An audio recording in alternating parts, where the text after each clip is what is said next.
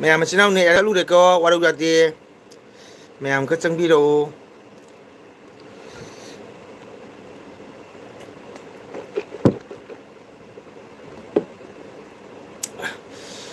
ꯑꯣ ꯈꯪꯗꯦ ꯑꯗꯨꯗꯤ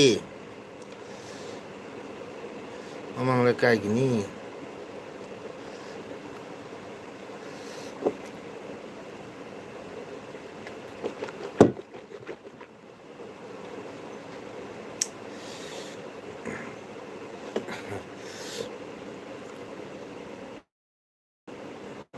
ꯑꯣꯏꯃꯥ ꯇꯥꯗꯣ ꯏꯁꯩꯗꯨꯗꯤ ꯉꯥꯏꯈꯣ ꯉꯥꯏꯈꯣ ꯐꯖ ꯐꯖꯕ ꯁꯦꯝꯒꯦ ꯇꯥꯗꯣ ꯃꯪꯒꯣꯜ ꯍꯣꯏ ꯐꯖ ꯐꯖ ꯁꯦꯝꯃꯛꯎ ꯅꯃꯗꯥ ꯐꯖ ꯐꯖ ꯁꯦꯝꯃꯛꯎ ꯑꯣꯖꯥꯗꯣ ꯃꯃꯤꯠ ꯄꯤꯛꯄꯅꯤ ꯃꯃꯤꯠ ꯇꯥꯡꯕꯅꯤ ꯑꯣꯖꯥ ꯃꯤꯂꯪ ꯀꯧꯕꯅꯤ ꯅꯣꯏ ꯈꯨꯟꯗꯅꯤ ꯅꯃꯗꯥ ꯑꯣꯍꯣ ꯈꯪꯉꯦ ꯑꯗꯨꯗꯤ ꯃꯃꯥꯡ ꯂꯩꯀꯥꯏꯗꯅꯤ ꯀꯀꯥꯅ ꯆꯥꯔꯒ ꯈꯨꯠ ꯃꯆꯥ ꯃꯉꯥ ꯆꯨꯞꯂꯤꯗꯣ ꯋꯥꯔꯤ ꯌꯥꯎꯕ꯭ꯔꯥ ꯀꯀꯥ ꯔꯦꯕꯤꯇꯥ ꯅꯪꯒꯤ ꯀꯗꯥꯏꯒꯤ ꯔꯦꯕꯤꯇꯥꯁꯦ ꯃꯣꯏꯅꯥꯔꯕꯨꯡꯒꯤꯅꯤ ꯅꯔꯃꯗꯥ ꯃꯣꯏꯅꯥꯕꯨꯡꯒꯤꯅꯤ ꯔꯦꯕꯤꯗꯥ ꯈꯨꯠ ꯆꯨꯞꯄꯤꯗꯣ ꯀꯩꯁꯨ ꯋꯥꯍꯩ ꯌꯥꯎꯗꯦꯗ ꯑꯇꯣꯉ ꯀꯥꯟꯖꯤ ꯆꯨꯞꯄ ꯑꯇꯣꯉ ꯀꯥꯟꯖꯤ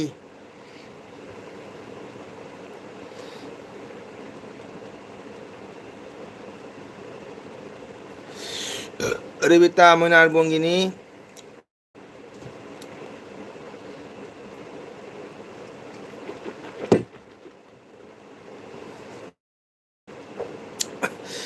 ꯑꯣꯍꯣ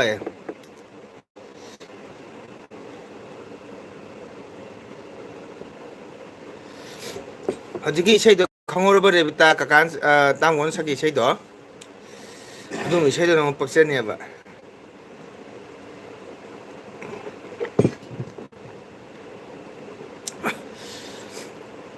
ꯍꯣ ꯍꯣ ꯈꯣꯏꯃꯨ ꯂꯝꯗꯝꯕ ꯅꯪꯕꯨ ꯀꯤꯖꯩꯅꯦ ꯀꯤꯖꯩꯅꯦ ꯇꯈꯦꯜꯂꯩ ꯅꯥꯁꯣꯝ ꯑꯗꯨ ꯏꯁꯩ ꯂꯩꯕꯅꯦꯕ ꯑꯗꯨꯒꯨꯝꯕꯗ ꯔꯤꯜ ꯁꯦꯝꯃꯛꯑꯣꯕ ꯅꯪꯉꯣꯟꯗꯤ ꯄꯛꯆꯅꯦꯕ ꯑꯗꯣ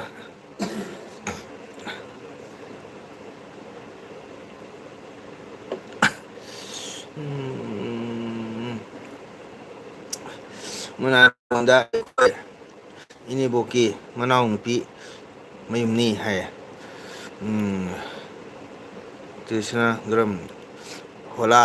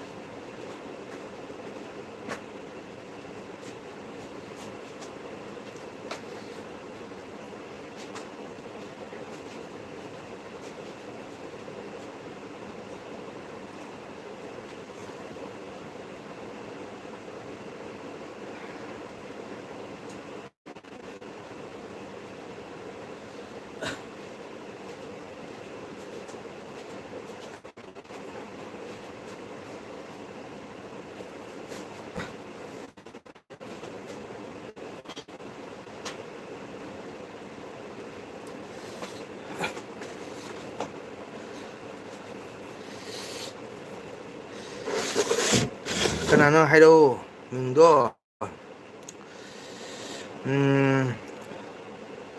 ꯉꯁꯤ ꯆꯥꯛ ꯆꯥꯕ ꯊꯦꯡꯂꯦ ꯇꯥꯗꯥ ꯖꯦꯀꯤꯁꯅ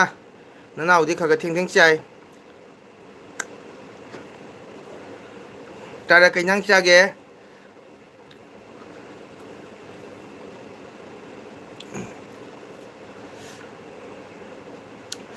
ꯇꯥꯗꯥ ꯂꯥꯏꯛ ꯇꯧꯕꯤꯔꯝꯃꯣ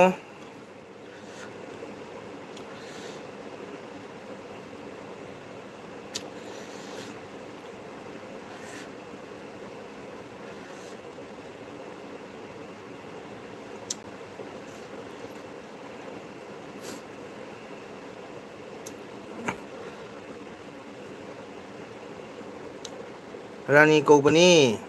ꯏꯅꯝꯃꯒꯤ ꯃꯆꯥꯅꯨꯄꯤꯗꯣ ꯍꯥꯏ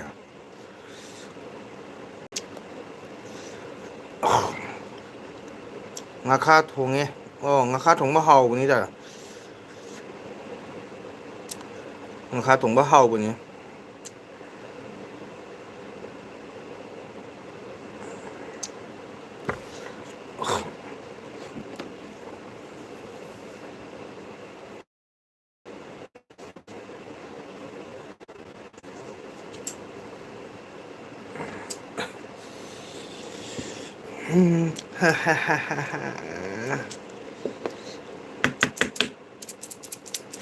ꯅꯃꯗꯥ ꯂꯩꯔꯤꯕꯣ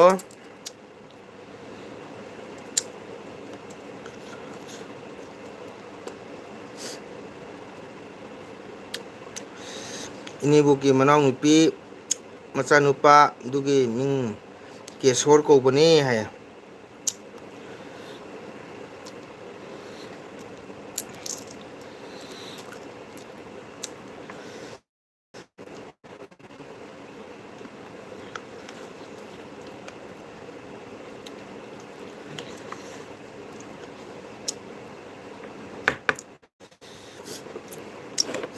ꯀꯦꯁꯣꯔ ꯀꯧꯕꯅꯤ ꯍꯥꯏꯌꯦ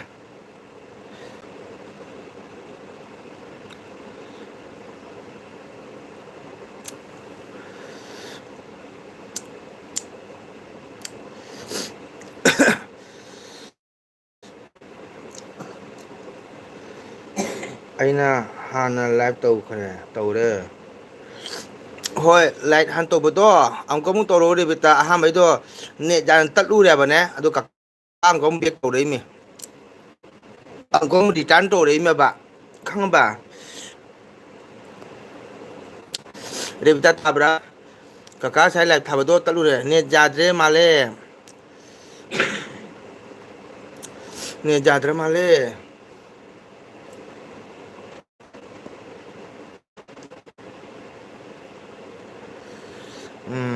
ꯑꯩꯅ ꯍꯥꯟꯅ ꯂꯥꯏꯚ ꯇꯧꯔꯦ ꯍꯣꯏꯑꯕ ꯑꯍꯥꯟꯕꯩ ꯇꯧꯔꯦꯀꯣ ꯍꯧꯖꯤꯛ ꯑꯃꯨꯛꯀ ꯑꯃꯨꯛ ꯇꯧꯔꯛꯑꯣ ꯉꯁꯥꯏꯒꯤꯗꯣ ꯀꯩꯅꯣ ꯇꯧꯈ꯭ꯔꯦ ꯇꯠꯈ꯭ꯔꯦꯕ ꯅꯦꯠ ꯌꯥꯗꯗꯅ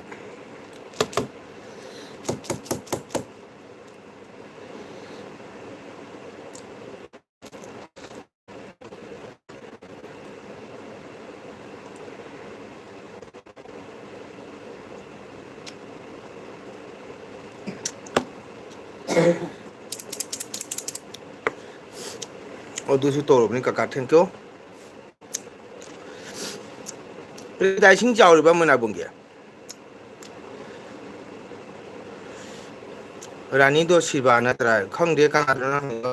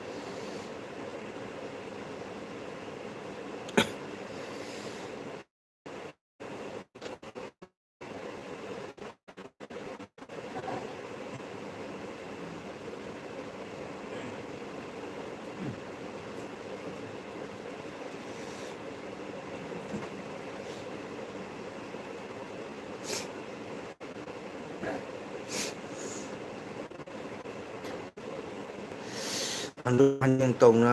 ꯂꯩꯔꯤ ꯌꯨꯝꯗꯤ ꯊꯨꯝꯗ꯭ꯔꯦ ꯀꯀꯥ ꯍꯣꯏ ꯌꯨꯝ ꯊꯨꯝꯗꯗꯤ ꯐꯔꯕꯅꯤ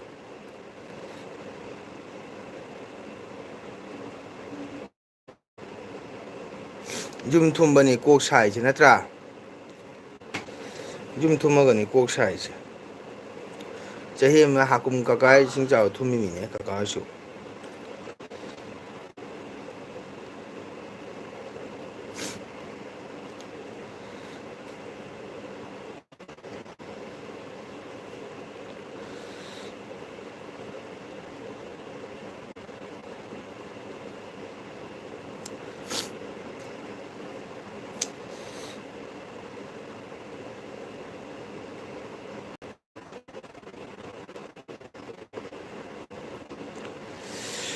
11 ꯇꯥꯈ꯭ꯔꯦ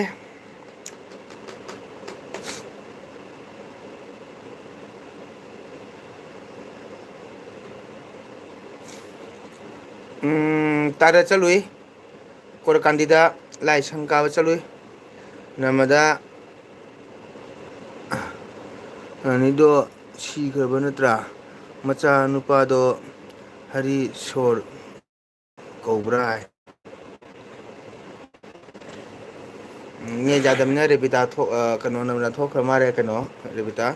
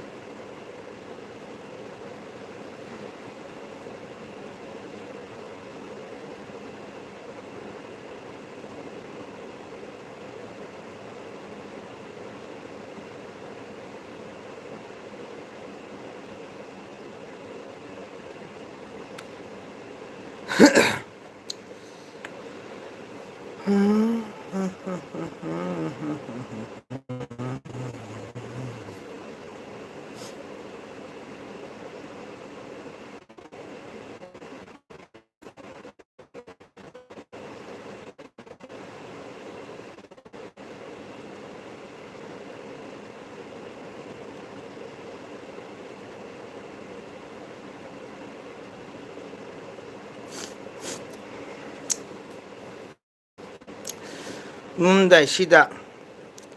ꯀ꯭ꯔꯤꯁꯅ ꯑꯕꯤꯁꯥꯔ ꯃꯇꯦꯛ ꯑꯃ ꯁꯛꯄꯤꯔꯝꯃꯨ ꯋꯥꯎ ꯊꯥꯒꯠꯆꯔꯤ ꯀ꯭ꯔꯤꯁꯅ ꯑꯕꯤꯁꯥꯔ ꯀ꯭ꯔꯤꯁꯅ ꯑꯕꯤꯁꯥꯔ ꯂꯩꯇꯦꯀꯣ ꯀ꯭ꯔꯤꯁꯅ ꯅꯨꯔꯥꯗꯤ ꯂꯩꯀꯣ ꯔꯙꯥ ꯅꯨꯔꯥꯒ ꯀ꯭ꯔꯤꯁꯅ ꯅꯨꯔꯥꯒ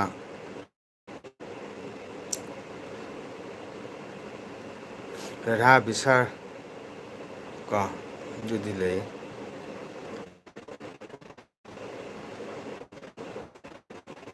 ꯔꯙꯥ ꯕꯤꯁꯥꯔ ꯀ꯭ꯔꯤꯁꯅ ꯕꯤꯁꯥꯔꯗꯤ ꯂꯩꯇꯦ ꯀ꯭ꯔꯤꯁꯅ ꯅꯨꯔꯥꯗꯤ ꯂꯩꯕ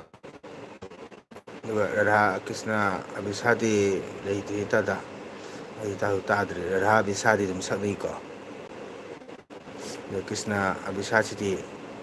ꯇꯥꯗꯦ ꯂꯩꯇꯦꯗ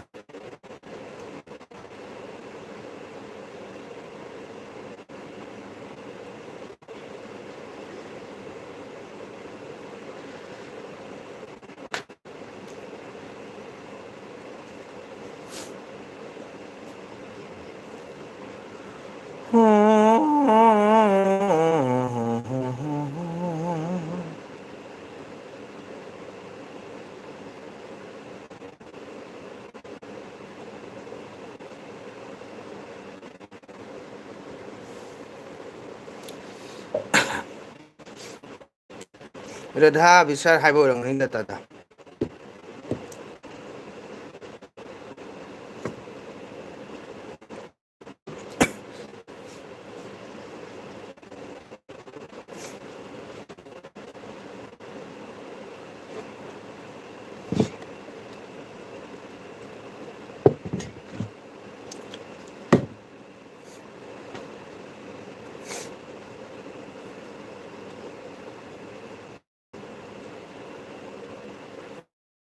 레베타 착크라보 레베타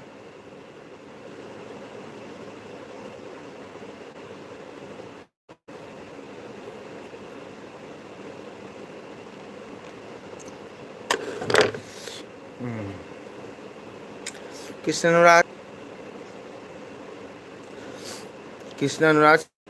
आपको भी चैनल है तो मैं सपोर्ट करता हूँ कहाँ का रहने वाला हूँ अधुना कृष्ण अनुरासिता कृष्ण का सगे सखा मैम से लामतमदा गर्भदोन सिदा मिनम्बा वाहेना लोंगनम्बा वाहेना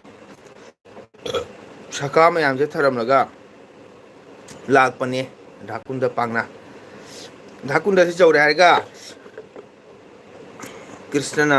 मताव सुबोल से येंगने ढाकुंद फजरबा लेट्रेंग मैम फजरबा हेपा लेपान लेबा ढाकुंद की फजरबा कनो से उरगा कृष्णना फजरबा ढाकुंद सिबु येंगुने येंगु मिट को जाद्रबा फजरबा निंथेरबा से उरुबदा राधादो निसंगई श्रीमती राधिका बु लाखिद्रे नेताव सुबोल अने लाइसे कनामंगीदमक्तनो राधा माकीदमक्तनी माकी लमन सिंगायतना अदो राधा लेत्रबदी कृष्णने कमाना हिंगनी अना गोलोक धाम थादोक्तना हंदक गोपगी कुलजे पोदना संबी सनाव सेलेरिबसे कनामक्तनो हाबदा राधा माकीदमक्तने आयतना कृष्णना मताव सुबोल माना कोरमा कई हरे हे भाई रे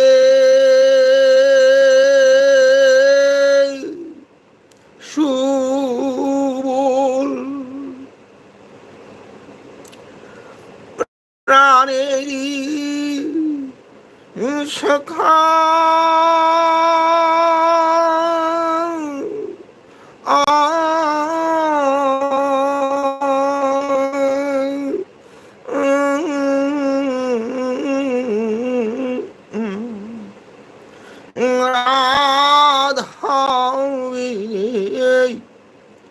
कि को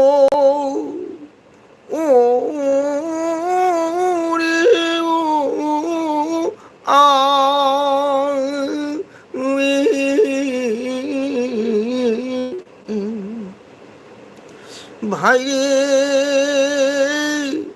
सुबोल ऐसे कृष्णना और हायक पनि सुबोल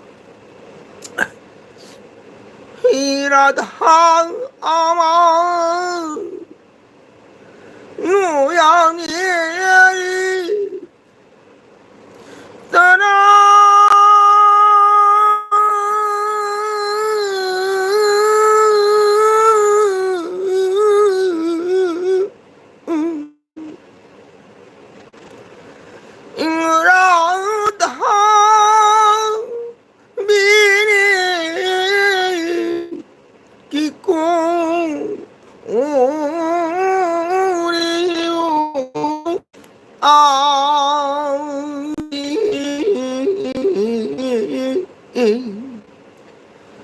भाईरे सुबोल हरे कृष्ण राधा अमर नोयाने इतना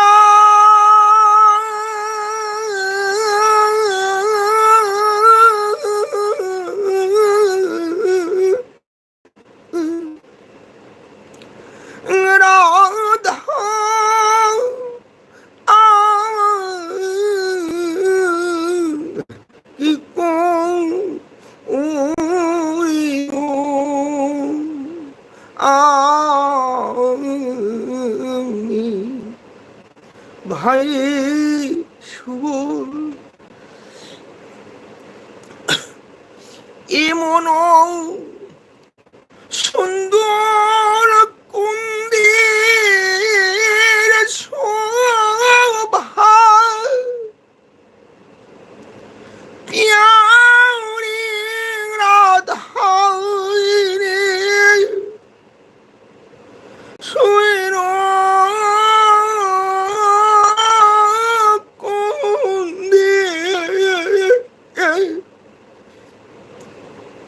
tile mukho na dekhele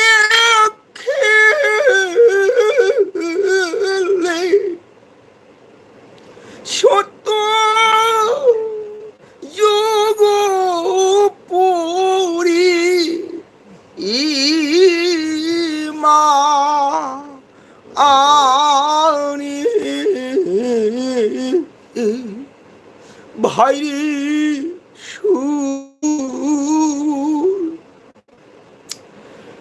शूर श्रीमती भीमराधिका नोमु होतबदा युग चामग चकमानरिब कृष्णैनी रढ़ागी प्रेम सिद्धि कली रढ़ागी प्रेम सिद्धि माघर पयाग लुपुद्र अवाब कोरुनि ताउ सुबोल कृष्ण गोलधाम थादोन गोपगी कुलर संबी सनाउ शेली बसी कनामरंगी दमक तरुनी ताउ सुबोल देखो गोलो को सारिया आवी हे गोलो को सारिया आवी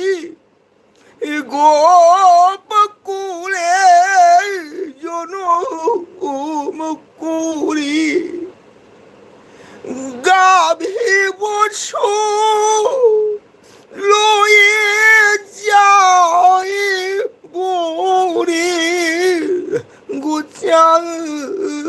गुचारुन कारो लगी नोई प्यारी राधारो ला आगी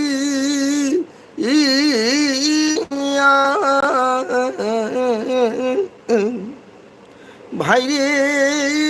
सुबोल सिने कृष्णा मबेम श्रीमती राधिका इदंत वाजबा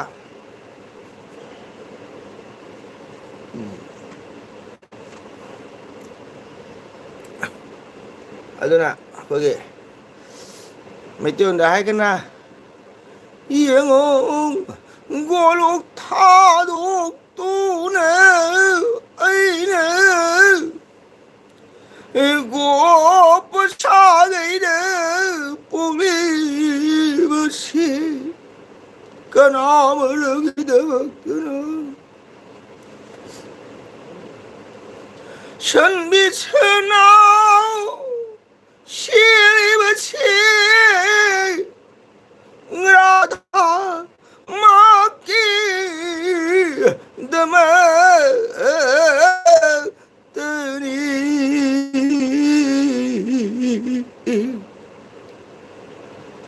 ताऊ सुबोल असिनी तादुम हाइताइदा सुम काबो काबो मियाम सकने याना सुम सक सोनबा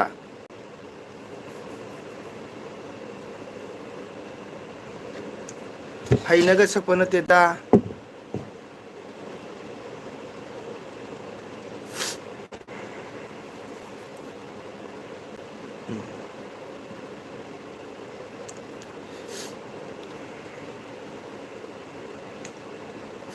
मैम सुम सकने सुम सकपनेको हाइनागा सकपन तेता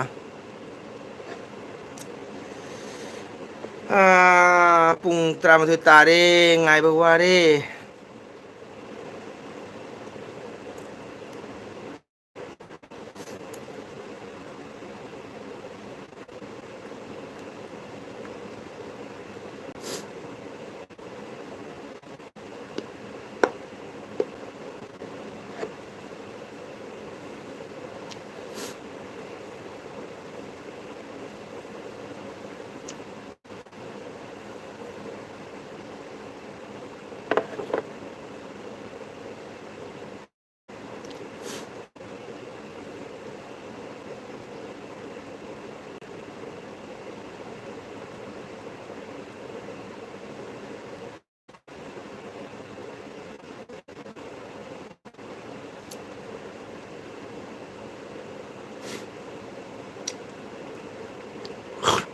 ꯇꯥꯗ ꯍꯌꯦꯡ ꯏꯁꯩ ꯂꯩꯇꯦ ꯗꯦꯠ 14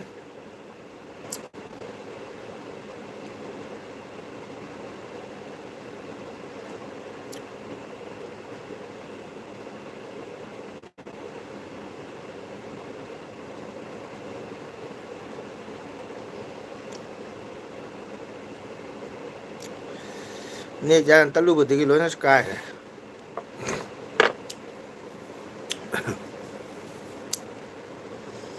ꯎꯝ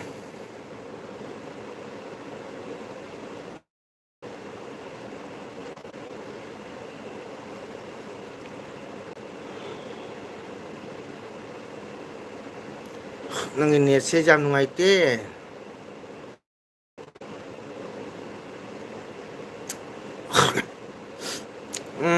ꯇꯔꯥ ꯊꯦꯡꯉꯦꯀꯣ ꯄꯨꯡ 12 ꯍꯦꯜꯂꯦ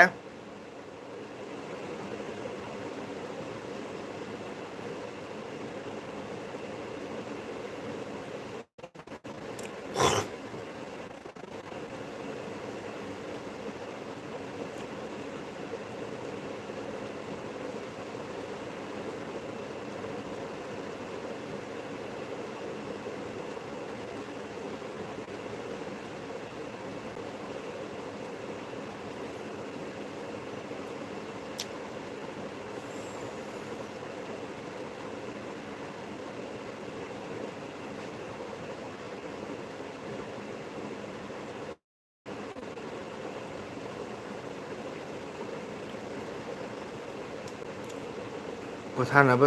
ꯇꯧꯔꯁꯤ ꯑꯣꯀꯦ ꯇꯥꯗꯥ ꯖꯦ ꯀ꯭ꯔꯤꯁꯅ ꯄꯣꯊꯥꯔꯁꯤ ꯒꯨꯗ ꯅꯥꯏꯠ ꯇꯥꯗꯥ ꯍꯔꯦ ꯀ꯭ꯔꯤꯁꯅ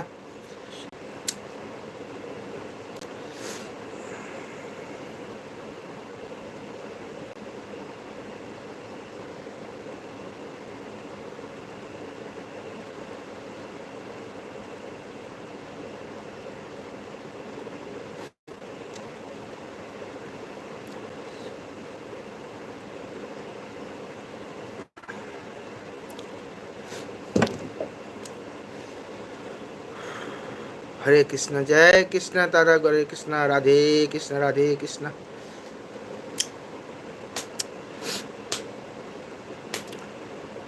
ꯔꯦꯕꯤꯇꯥ ꯆꯠꯈ꯭ꯔꯕ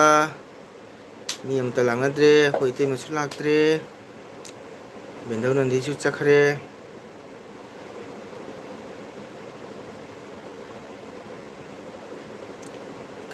ꯀꯀꯥꯁꯨ ꯍꯥꯏꯗ꯭ꯔꯕꯣ ꯀꯀꯥꯁꯨ ꯍꯥꯏꯁꯤꯗꯤ ꯔꯥꯙꯦ ꯀ꯭ꯔꯤꯁꯅ ꯍꯔꯦ ꯀ꯭ꯔꯤꯁꯅ ꯍꯥꯏꯅ ꯔꯦꯕꯤꯇꯥ ꯅꯇꯣꯝꯇ ꯉꯥꯏꯍꯧꯔꯦ ꯀꯀꯥ ꯁꯪꯕ ꯑꯇꯩꯗꯤ ꯀꯅꯥꯝꯇ ꯂꯩꯍꯧꯗ꯭ꯔꯦ ꯃꯔꯛ ꯉꯁꯥꯏ ꯇꯠꯂꯨꯕꯗꯣ ꯑꯗꯨꯗ ꯕꯣꯅꯟꯗꯤ ꯆꯠꯈ꯭ꯔꯦ ꯅꯔꯃꯗꯥ ꯊꯣꯛꯈ꯭ꯔꯦ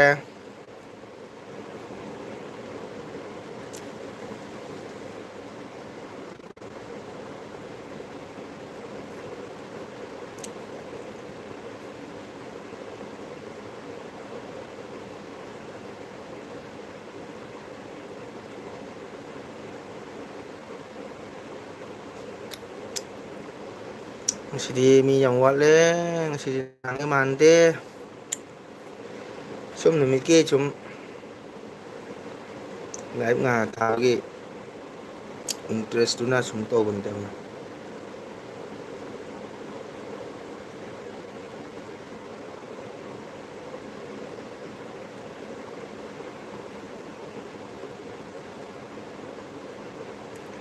कृष्ण कृष्ण हरे हरे कृष्ण कृष्ण हरे हरे राधे राधे राधे कृष्ण कृष्ण राधे कृष्ण राधे कृष्ण राधे कृष्ण राधे कृष्ण राधे कृष्ण राधे कृष्ण ꯆꯠꯈ꯭ꯔꯦ ꯑꯩꯒꯤ ꯏꯆꯟꯅꯨꯄꯤꯅ ꯀ꯭ꯔꯤꯁꯅ ꯀ꯭ꯔꯤꯁꯅ ꯁꯣꯟꯕꯁꯦ ꯌꯥꯝ ꯅꯨꯡꯁꯤ ꯀꯣ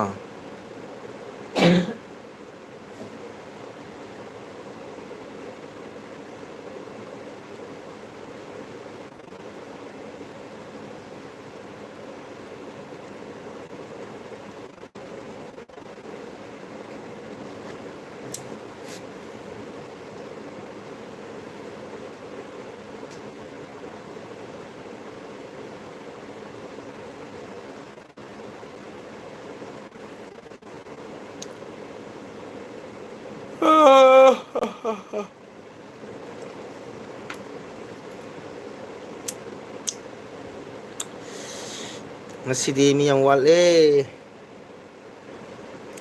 Ramo Ramo Hare Hare. Ramo Ramo Hare Hare. Radhe Radhe Radhe Krishna. Radhe Krishna.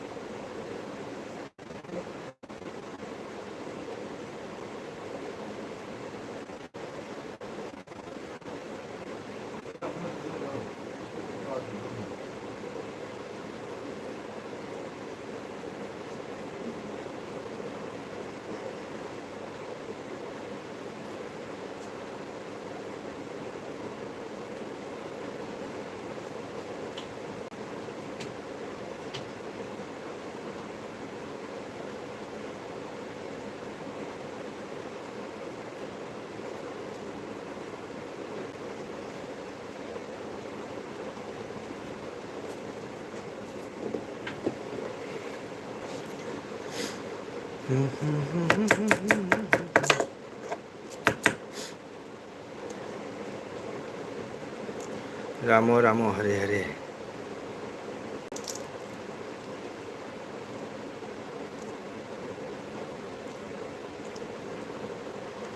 Munabungi puga bodhon malakadore. Ramo Ramo Hare Hare.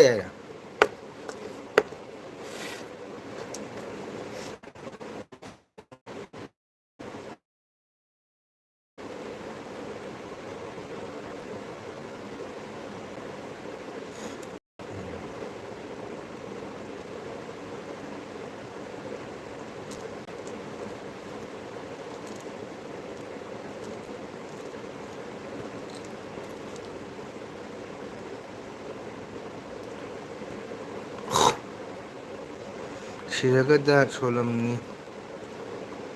Pudu Kaka.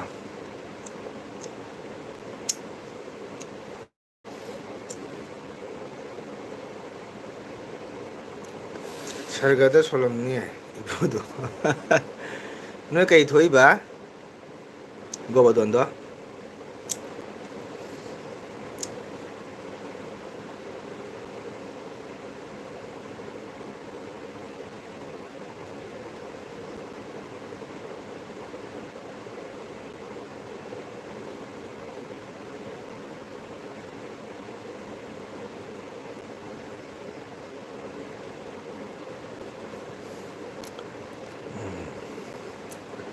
Noi may thong na barago bodondo.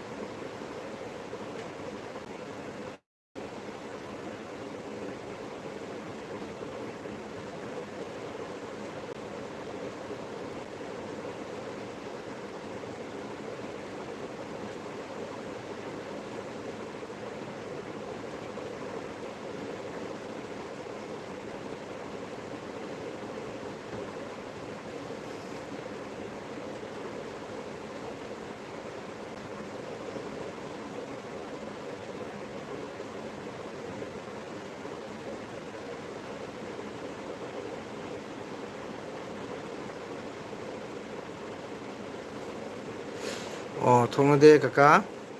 ꯃꯥꯒꯤ ꯃꯆꯥꯅꯨꯄꯥ ꯑꯍꯟꯗꯣ ꯑꯩꯒꯤ ꯄꯥꯕꯨꯡꯒ ꯇꯤꯟꯅꯔꯝꯃꯤ ꯄꯟꯙꯧ ꯀꯧꯋꯦ ꯃꯔꯤ ꯊꯣꯛꯇꯦ ꯑꯣ ꯃꯆꯤꯟ ꯃꯅꯥꯎ ꯑꯗꯨꯃꯥꯏꯅ ꯇꯤꯟꯅꯔꯝꯃꯤ ꯑꯣ ꯑꯣ ꯑꯩꯈꯣꯏꯗꯤ ꯏꯄꯨ ꯊꯣꯛꯄ ꯒꯕꯔꯗꯣꯟꯗꯣ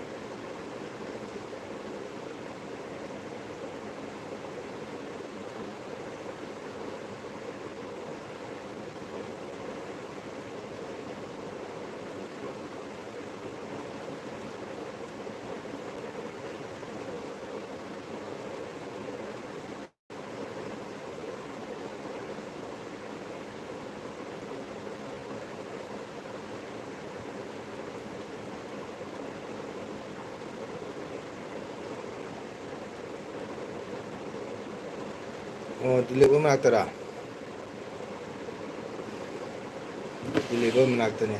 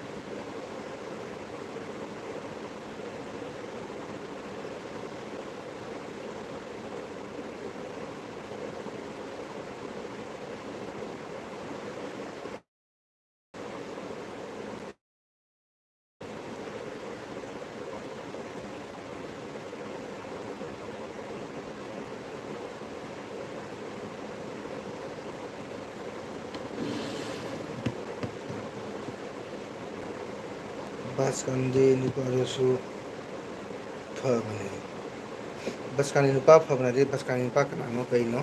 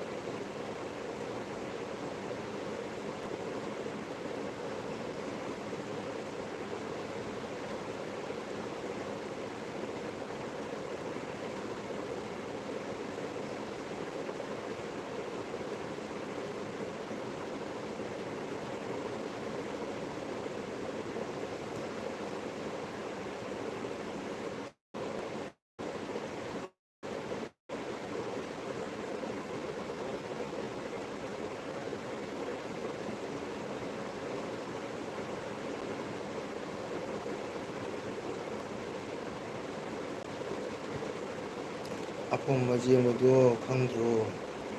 ꯌꯥꯏꯃ ꯀꯧꯕ꯭ꯔꯥ ꯈꯪꯗꯦ ꯃꯃꯤꯡꯗꯣ ꯑꯗꯨꯗꯤ ꯂꯩ ꯈꯪꯉꯤ ꯈꯪꯉꯤ ꯑꯩ ꯃꯗꯨꯒ ꯌꯦꯡꯗꯦ ꯑꯩ ꯍꯣꯃꯤꯌꯣꯄꯦꯊꯤꯛꯀꯤ ꯍꯤꯗꯥꯛ ꯆꯥꯔꯤ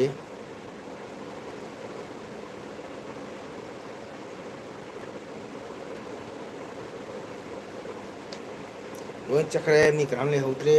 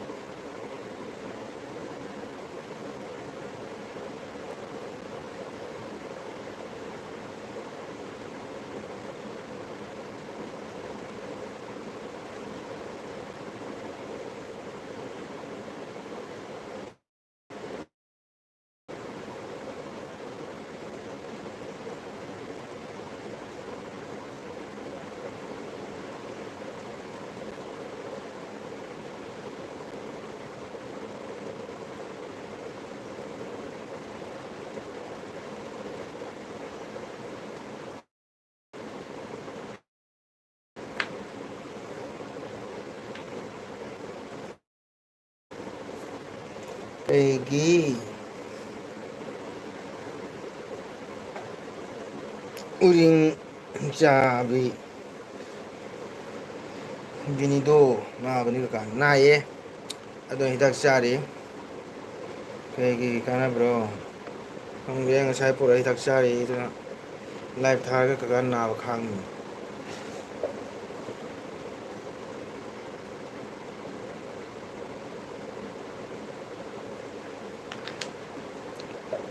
ꯕꯥꯔꯣ ꯇꯥꯗꯣꯔꯦꯅ ꯇꯧꯔꯤꯁꯤꯕꯨ ꯀꯀꯥ ꯇꯨꯝꯃꯣ ꯃꯆꯪ ꯊꯣꯛꯂꯒꯦ ꯒꯨꯗ ꯅꯥꯏꯠ ꯆꯥꯔꯒ ꯄꯥꯝꯗꯦ ꯑꯗꯨꯒ ꯆꯪꯉꯒꯦꯀꯣ ꯍꯣꯏ ꯆꯪꯉꯨꯔꯣ ꯆꯪꯉꯨꯔꯣ ꯔꯦꯕꯤꯇꯥ ꯏꯆꯟ ꯑꯄꯤꯛꯄꯤ ꯂꯩꯕꯤꯝꯕ ꯅꯕꯨꯡꯅ ꯊꯥꯒꯠꯆꯔꯤ ꯑꯩꯒꯤ ꯏꯆꯟ ꯅꯨꯡꯁꯤꯕꯤ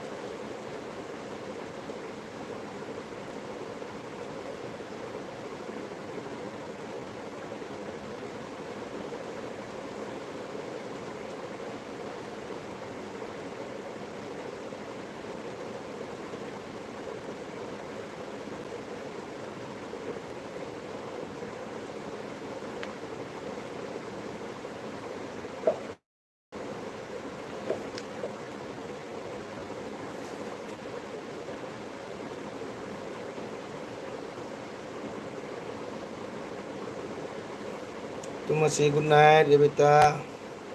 ꯀꯀꯥ ꯋꯥꯁꯨ ꯋꯥꯅ ꯀꯀꯥ ꯉꯥꯛꯇꯪ ꯉꯥꯏꯈꯤꯒꯦꯀꯣ ꯀꯅꯥꯒꯨꯝꯕ ꯃꯤ ꯑꯃꯅꯤ ꯂꯥꯛꯄ꯭ꯔꯥ ꯁꯨꯝ ꯌꯦꯡꯈꯤꯒꯦ